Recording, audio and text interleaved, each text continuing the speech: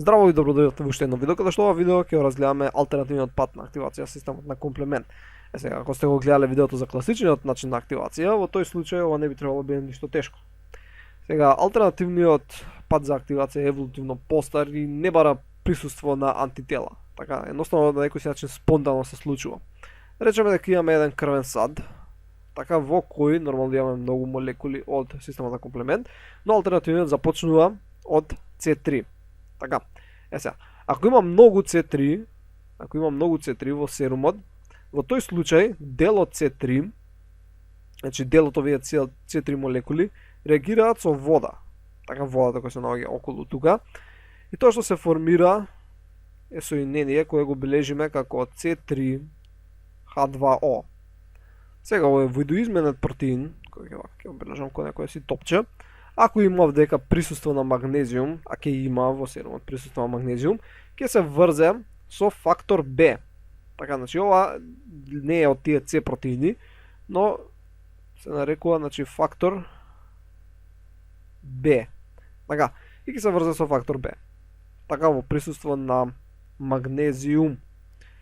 Сега, кога имаме ваков комплекс, може еден друг фактор, кој се нарекува фактор Д, ќе обележава со виолетова боја, значи фактор Д. Едноставно, бидејќи факторот е серумска протеаза, едноставно ќе влијае врз фактор Б, така што ќе деградира на две субединици. И тоа што ќе се добие е всушност, ева ќе продолжиме наваму, тоа што ќе се добие е ова C3H2O, така, врз кое ќе имаме прикачено едната субединица од Б, која се нарекува Б мало, така.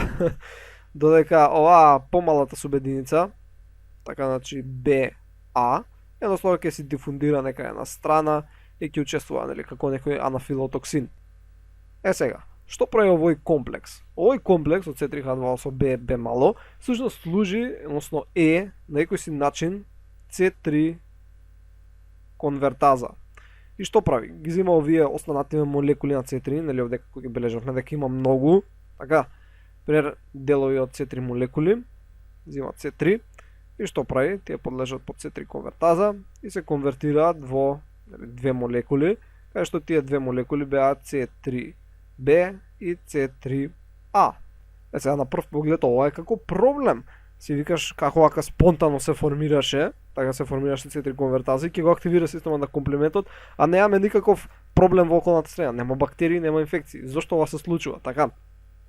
Нели ова не е толку добар систем како класичниот пат, бидејќи не е потребно антитело, така што може вака спонтано се случи, но не е некој си проблем. Зошто? Бидејќи овој комплекс, оваа C3 конвертаза не трае многу долго. Едноставно многу брзо се деградира. И понатаму овие C3B, всушност одма ќе се врзат со некоја молекула на вода и едноставно ќе се нема да бидат активни. Така, значи нема да може да се врзуваат секаде, дека C3A добро, може да е како анафилотоксин, а поентата е го нема во голема концентрација. Значи ова не се случува многу често и поентата е и да се случи, многу брзо се деградираат неговите продукти. Но што ќе биде ако во околната средина имаме некаков си патоген, да речеме имаме некоја си бактерија. А вака. Нема да правам крвниот сад, ќе го проложам. Да речеме дека тука имаме некоја бактерија. Така. Сега, кога ќе се формира C3B, така, се формира C3B, во тој случај C3B наместо се врзе со молекула вода, има големи шанси да се врзе со некој од протеинските резидуи, така, со аминогрупите, а некој си од протеините на бактеријата. Односно C3B има шанса да се прикачи на бактерија. Сега да идеме овдека вака на страна, за да видиме сега што се случува. Имаме вака површината на бактеријата и го имаме така C3B која се прикачило.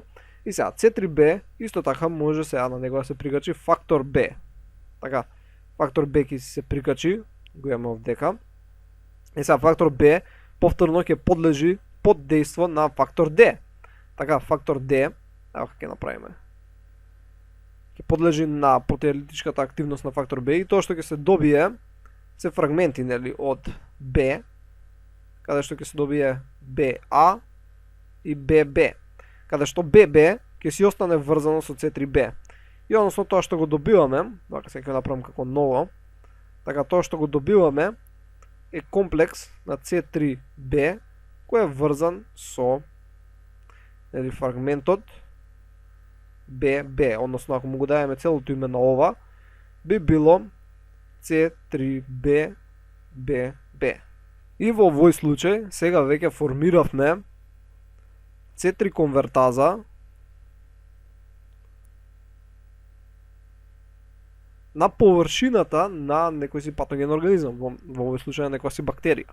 Значи започнавме со оваква флуидна C3 конвертаза и ова беше C3 конвертаза, но ова беше флуидна, која не траеше многу долго, едноставно постојано се деградираше, и имаме оваа C3 конвертаза која е мембрански врзана. Така врзана со клеточниот зид на бактеријата. Сега интересно е дека оваа C3 конвертаза, која е C3BB, нели е различна од таа на класичниот пат на активација, не е стабилна. За да биде стабилна, треба да се врзе со уште еден фактор кој се нарекува фактор P, што е всушност пропердин. Ајмо сега го умрнеме ова вака. Значи фактор P, односно пропердин, кој служи, значи, за стабилизација на комплексот. И ќе обележиме овдека како мало топче. Така ќе се врзе и сега го ја стабилизира C3 конвертазата. И сега оваа C3 конвертаза, ајде ќе идеме малце подоле, ќе продолжиме клеточниот зид. Оваа C3 конвертаза, исто како и претходните C3 конвертази, што ќе прават? Едноставно ќе зимаат C3, така, и ќе го конвертираат во C3, поголемо тројка, C3B и C3A. И со ова имаме еден амплификацијски чекор. Сега некој од вас ќе забележи, добро, тоа е супер, добиваме повеќе C3B, ама кај иде ова? Видовме во класичниот пат, веќе добивме C5 конвертаза, па стигнавме на мак напаѓачки комплекс. Што правиме тука само со C3 конвертаза? Па оваа C3B BB конвертаза може да се врзе со уште една C3B молекула, така што, вака сега идеме на долнава страна вака. Значи за сега, до сега имавме една, вака ќе ја нацртам како што си ја цртав, C3B, така која е врзана со BB мало. Сега, ако на нејзе се врзе уште една C3B, во тој случај, нели што ќе имаме C3B BB C3B. Или може само да се запише 3B. И ова е всушност еден вид на C5 конвертаза. Така, значи ова е всушност C5. Значи сега добивме C5 конвертаза и повторно и оваа треба да биде стабилизирана од страна на фактор P. Значи фактор P ќе стабилизира и оваа, че тука ќе се врзе. И сега што прави C5 конвертазата, исто како што правише класичниот пат, земаме молекули на C5, така и бележиме со некоја друга боја. Земаме молекули на C5 и се деградираат под страна на оваа C5 конвертаза до C5B и C5A. Каде што C5B идеше понатаму, нели, се врзуваше со евака со која боја, со црвена. Се врзуваше со C6, со C7, C8 и C9, така, со цел да направеше мембран атакинг комплекс. Значи тоа е главно алтернативната патека на активација. Сега постојат и други начини на кои може да се активира, нема да навлегуваме у тоа, но само ќе спомнам дека може да се активира од од тромбинот на тромбоцитите или пак од самиот овој усвари не од фактор D, него од фактор P, така, од пропердин. Значи самиот пропердин во некои случаи е испитано дека самиот овој пропердин може да активира алтернативната патека. Нема да влегувам у тоа, едноставно само ќе спомнем дека е возможно. Или пак тромбин исто така може да активира. И исто нешто сакам само да напоменам, да овој C3B, да, рековме дека може да се врзе за бактериски клетки, но исто така може да се врзе и за мамалиски клетки, но не се врзо, односно кога ќе се врзе, онма се пушта. Зошто е тоа така? Бидејќи C3B ако се врзе за мамалиска клетка, односно за некоја си наша клетка, на нашата клетка на површината имаме салицилна, односно сијалинска киселина, значи не салицилна, сијалинска киселина, која не дозволува, односно одма го откачува C3B. Значи он ќе се врзе и трае многу кратко време врзувањето и одма се откачува. Така, поради оваа сијалинска киселина. И сега и бактериите ја имаат оваа сијалинска киселина, не дека не, ама имаат многу помалце. Интересно е, оваа сијалинска исто е битна, например, кај тумори. Нема да навлегуваме у тоа, ама онака убаво да се знае, например, ако имаш еден тумор и целиот изграден од полно клетки, и сите клетки таму имаат, барем некои тумори, не мора сите, да имаат зголемена експресија, односно зголемено создавање на оваа сијалинска киселина и се наоѓа помеѓу сите нив. А сијалинска киселина им прави негативен набој. Така, например, имаш една клетка и таа станува негативно наелектризирана од надвор. И сега ако сите се негативно наелектризирани овдека, ќе почнат да се одбиваат едни од други и на тој начин слушно ќе се одделат парчиња од туморот. Така, мали парчиња од туморот, бидејќи се одбиваат, сите имаат негативен полнеш на површината и на тој начин ќе метастазира. Добро, тоа е онака нешто општо, не е надвор од имунологија, но окей, интересно е онака да се спомне.